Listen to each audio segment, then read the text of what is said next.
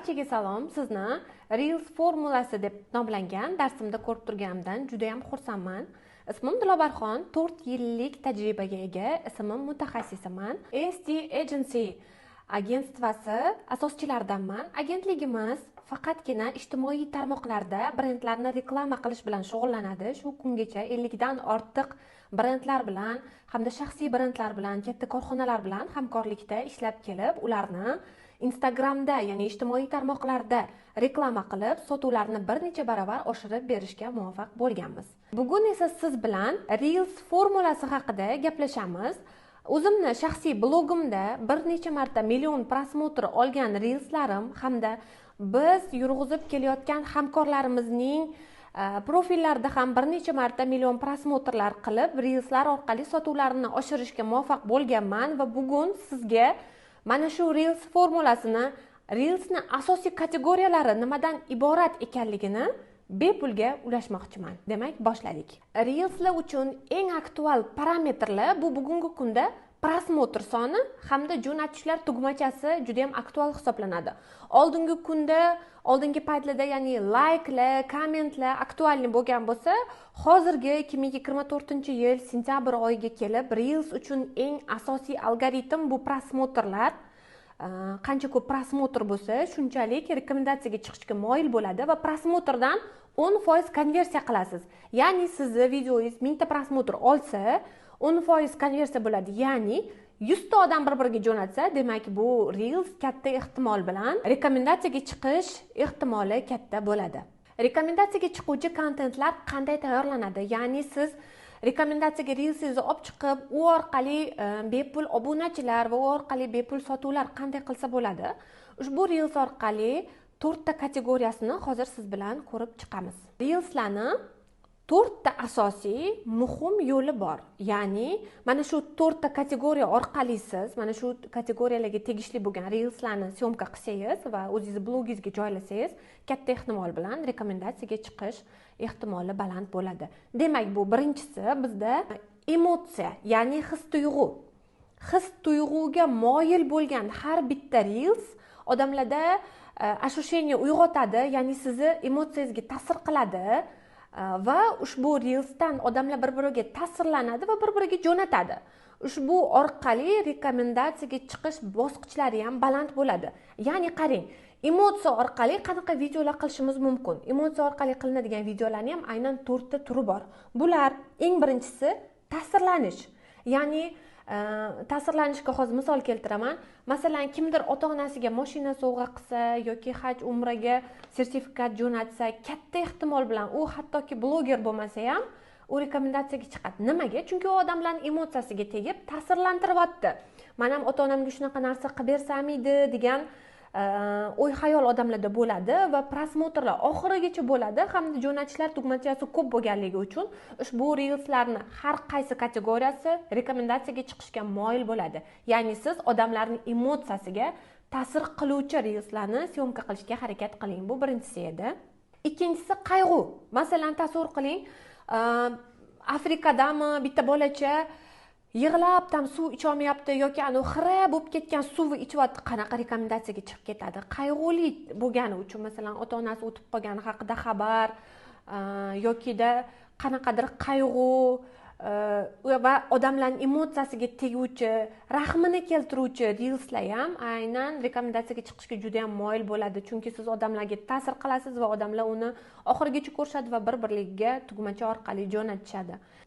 Emotsiyani keyingi turi bu provokatsiya hisoblanadi. Ya'ni provokatsion videolar ham juda ham rekomendatsiyaga chiqishga moyil bo'ladi. Qarang, provokatsion videolarga bitta misol keltiraman. Biza mashhur o'quv markazini asoschisi Mashhura Yusupovani bloglari uchun maxsus video tayyorlaganmizda, bu video 1 millionga yaqin prosmotrlar, ya'ni ko'rishlar sonini olgan. Bu video aynan emotsiya va provokatsiya ustiga qurilgan edi. Ya'ni qaynotani hech qachon kelinda haqqi yo'q. Qaynonani ham kelinda hech qachon haqqi yo'q. Faqatgina o'z farzandiga haqqi borgina, xolos degan video odamlar tomonidan juda ham provokatsion qabul qilingan va qaynonalar kirib kommentariyada urushib ketishgan, nimaga qaynotalar kirib gapirishgan, nimaga kelinda haqqimiz yo'q ekan deb ketishgan. Aslida bu to'g'ri mavzu bo'lgan va oxirida yechimni aytganlar. Ya'ni kirish so'zini provokatsionni boshlaganimiz uchun video rekomendatsiyaga tez chiqqan va bepul obunachilar olib kelgan va sotuvlarni ham oshishiga bir necha baravar oshishiga sababchi bo'lgan. Yoki siz yana bitta provokatsionni video olishingiz mumkin. Ayol kishi uyda ro'zg'or qilishi kerak, faqatgina eriga qarab qolish kerak emas, ayol ham pul topishi kerak degan mavzuni olib chiqsangiz, bizning jamiyatimizda, bizning yurtimizda aynan mana shu ayol va erkak mavzulari hozirgacha bahsli, pul topish mavzulari bahsli bo'lganligi uchun bu ham provokatsion video hisoblanadi va bu ham rekomendatsiyaga chiqadi. Maske aynan provokatsion videoni olib chiqing demayapman. Provokatsiyaga sabab bo'luvchi triggerlar, offerlar bersangiz, videolaringiz oxirigacha ko'riladi va rekomendatsiyaga chiqishi moyil bo'ladi degan fikrni bermoqchiman, xolos. Keyingisi qiziqishlar, ya'ni qiziqishlar bilan ham masalan ta'sirlantirish mumkin. Aytaylik nima? Siz oldingi zamonni eslashingiz mumkin. 50 so'mlik pirojkilar bo'lardi, esinglardami? Shunaqa mazali bo'lardi deb o'sha pirojkilarning tashqi ko'rinishini ko'rsatsangiz, уже 50 so'mga pirojki olib yegan avlodga yetib boradi va u odamlarni ta'sirlantiradi va u reelslar ham aynan rekomendatsiyaga chiqishga moyil bo'ladi. Yokida siz shiribom jvachkalarni eslasangiz, shiribom jvachkalar bo'lardi. Shunaqa mazali bo'lardi. Hozir bunaqa jvachkalar yo'q degan, shiribom jvachkalarini terib qo'yib, o'shanga o'xshash ta'sirlantiruvchi videolar olsangiz, bu ham rekomendatsiyaga chiqishga moyil bo'ladi. Demak, siz bilan hozir emotsiya bo'limini ko'rib chiqdik, ya'ni his-tuyg'ularga aloqador reelslar ham juda ham ko'p holatlarda rekomendatsiyaga chiqadi. Rekomendatsiyaga chiquvchi reelslarning ikkinchi turi bu hayotiy kontentlar hisoblanadi. Ya'ni hayotiy kontentlarda qanaqa uy ro'zg'or masalalari bo'yicha reelslar hamda ish masalasi bo'yicha bo'ladigan reelslar ham. Ya'ni qarang, uy ro'zg'or masalasi bo'yicha tasavvur qiling, bitta rolik ketyapti. Siz hamma yonni generalniy уборка qilib bo'ldingiz va generalniy уборка qilib bo'lib charchab, emotsiya bilan xudoga shukr endi tugatdim deb turganingizda 4 ta farzandingiz kirdi-yu uyi yoyishni boshladi. Mana shunaqa videolar ham ta'sirchan bo'lganligi uchun, uy masalasi bilan bog'liq bo'lgani uchun va hayotiy bo'lgani uchun bu odamlarga tez ta'sir qiladi. Chunki hammaning uyida xuddi shu holat aynan uy bekalari bilan takrorlanishi mumkin. Xuddi shu temadagi reelslar ham rekomendatsiyaga chiqishga moyil bo'ladi. Life blog yurg'izuvchi insonlar bo'lsa, oramizda aynan mana shunaqa uy ro'zg'or bilan, farzandlar bilan, munosabatlar bilan bo'lgan videolar ham juda ham tez rekomendatsiyaga chiqishga moyil bo'ladi. Shuni o'zingiz zametkangizga olib qo'ysangiz bo'ladi. Xo'p, keyingisi bizda ya'ni ish masalasi bo'yicha. Ish masalasi bo'yicha qilingan kontentlar ham juda ham ko'p tez rekomendatsiyaga chiqishga moyil bo'ladi. Masalan, magazinda obed qilib ovqat yeb turganda klient kelib qoladi.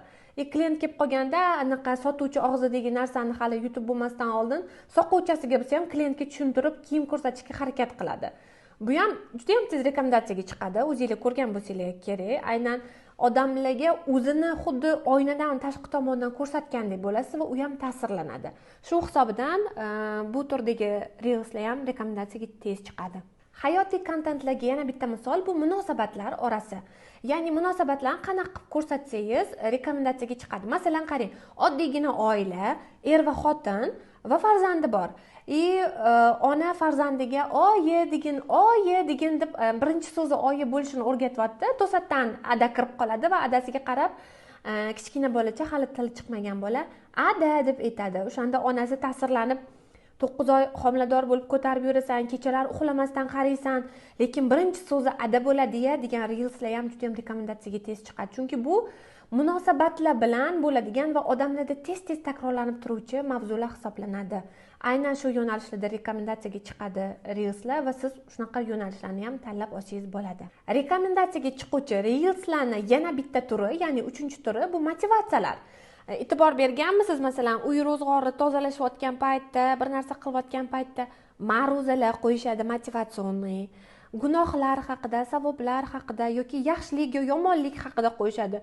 Yokida o'ylab ko'rsangiz, qaysidir bir taniqli insonni so'zlarini qo'yib turib, o'zingizni videoyingizni qo'yib yozsangiz ham motivatsiya bo'lganligini hisobida odamlar uni oxirigacha ko'radi va yuborishlar tugmasi ham yaxshigina ishlaydi. Masalan, aytaylik motivatsiyada prosta chiqib olib, yaxshi yashash uchun siz yaxshi ishlashingiz kerak deb aytgan gaplaringiz chiqmaydi. Siz hayotiy misol bilan, hayotiy hikoya bilan boshlasangiz, masalan, qanday qilib qishloqda yurgan bola 1 oy ichida yoki 1 yil ichida BMW mashinasini haydashga muvaffaq bo'ldim. Bu uchun menga disiplina yordam berdi. Bu uchun tinimsiz harakat ketdi degan motivatsion videolar ham juda ham ko'p rekomendatsiyaga chiqyapti. Hozirgi kunda SMM bozorida ham ko'rsanglar bo'ladi. Juda ham ko'p SMM mutaxassislar o'zini aktivini aynan mana shunaqa yoshlarga berilayotgan motivatsiyalar, mashina olganligi haqidagi motivatsiyalar, Dubayga sayohat borganligi haqidagi motivatsiyalar bilan shunaqa videolar bilan o'zini aktivini ushlab turadi. Demak, bu motivatsion yo'nalishdagi videolar ham juda ham ko'p rekomendatsiyaga chiqishga moyil bo'ladi. Aynan shunaqa videolar tayyorlasangiz, sizda ham 50% dan 50% aniq rekomendatsiyaga chiqishga moyil bo'ladi. To'rtinchisi bu foydali videolar, ya'ni foydali kontentlar rekomendatsiyaga juda ham ko'p chiqadi. Masalan, o'zimizda yurg'izgan blog misoliga keltirmoqchiman. Med Akademiya o'quv markazini 1,5 yildan beri blogini Instagramda yurg'izib kelamiz va jonli holatda 60 mingtadan ko'proq obunachi yig'ganmiz faqat reelslar orqali. Va shu tufayli sotuvlarni ham bir necha barobar oshirishga sababchi bo'lib kelmoqdamiz. Aynan tibbiyotga oid, ukol qilishga oid bo'lgan qo'yiladigan eng yaxshi ochiq oydin etilgan, hech qanaqa bir sir asrorlari bekitilmagan foydali kontentlar million prosmotrlar olgan. Mana ekraningizda ko'rib turgan bo'lishingiz mumkin. Bu yerda ham million prosmotrlar bir necha barobar ko'proq qilib berganmiz. Masalan, o'zimni blogimda ham ko'rishingiz mumkin. Men ham aynan foydali videolar qilaman va ushbu videolarim bir nechtasi rekomendatsiyaga chiqib, menga bepulga podpисчиклар olib kelgan. Xo'p, endi sizda savol tug'ilishi mumkin. Topga chiquvchi reelslarni qanaqa qilib syomka qilaman? Qanaqa qilib strategiya tuzaman? Qanaqa qilib ssenariysini yozaman? Qanaqa qilib ideyalar o'ylab topaman va qanday qilib o'zimga bepul obunachilar yig'ib, shu orqali sotuvlarimni oshiraman degan savol sizda ham bo'lishi mumkin va men bu savollaringizga bittada yechim beraman.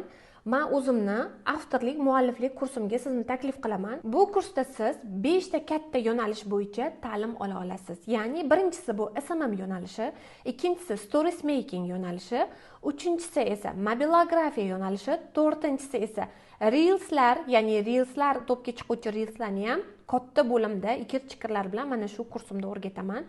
Beshinchisi esa targetni reklama yoqish mavzulari. Ya'ni katta kursimda targetni ham professional target yoqishni ham mukammal darajada o'rgataman.